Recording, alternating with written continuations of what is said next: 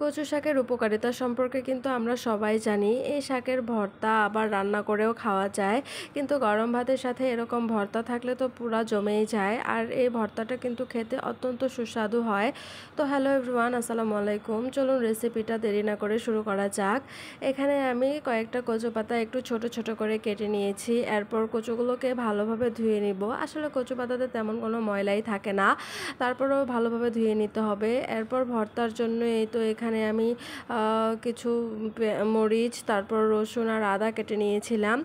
এরপর কচু শাকগুলো সিদ্ধর জন্য এখানে প্যানের মধ্যে দিয়ে সামান্য পরিমাণে লবণ দিয়ে সামান্য পরিমাণে একটু পানি দিয়ে দিব।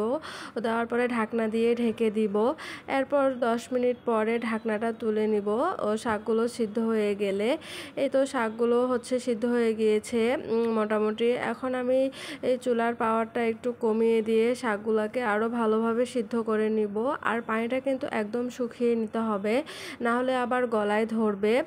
এই তো এরকম করে আস্তে আস্তে ভেজে নিব। পানিটাও শুকিয়ে যাবে, শাকটাও কিন্তু ভাজা হয়ে যাবে। এই তো পানিটা খুব ভালোভাবে শুকিয়ে গেছে, এখন আমি নামিয়ে নিব। নেওয়ার পরে এখানে আমি ওই যে কয়েকটা শুকনা মরিচ দিয়ে দিব।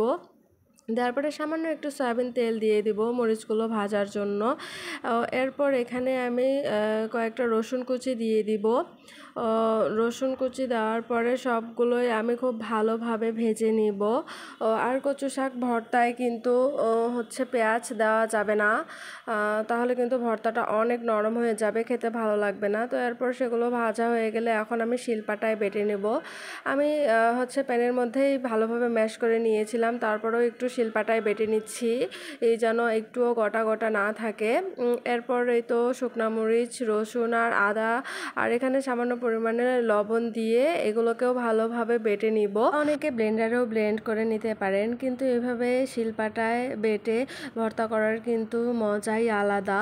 এরপর এই তো মরিচ রসুনগুলোর সাথে কচুটাও ভালোভাবে এরকম করে বেটে ভালোভাবে মিক্সড করে নিব। নেওয়ার পরে এখানে কিন্তু আমি এখন সামান্য পরিমাণে সরিষার তেল দিয়ে দিব। এই সরিষার তেলটাই কিন্তু ভর্তাটার স্বাদ আরও বাড়িয়ে দিবে। আর যে কোনো ভর্তায় কিন্তু সরিষার তেল দিলে সেন্টটা অনেক সুন্দর আসে। এরপর এক টুকরা লেবু চিপে দিব। এই লেবুটা দেওয়ার কারণে কিন্তু ভর্তাটা আর গলায় ধরবে না। এই তো এরপর আমি ভালোভাবে সব কিছুই মিক্সড করে নিচ্ছি হাত দিয়ে। দেখেন ভর্তাটা কিন্তু দেখতেই অনেক লোভনীয় লাগছে। তো আমার মতো কে কে এভাবে ভর্তা করেন অবশ্যই কিন্তু জানাবেন। আর শিলপাটায় ভর্তা করব, কিন্তু এভাবে ভাত মেখে খাবো না তা তো হয়ই না। এভাবে খেতে কিন্তু অনেক মজা লাগে। আমার মতো কে কে এভাবে খান অবশ্যই কমেন্ট করে জানাবেন। সবাই ভালো থাকবেন, সুস্থ থাকবেন। আল্লাহ হাফেজ।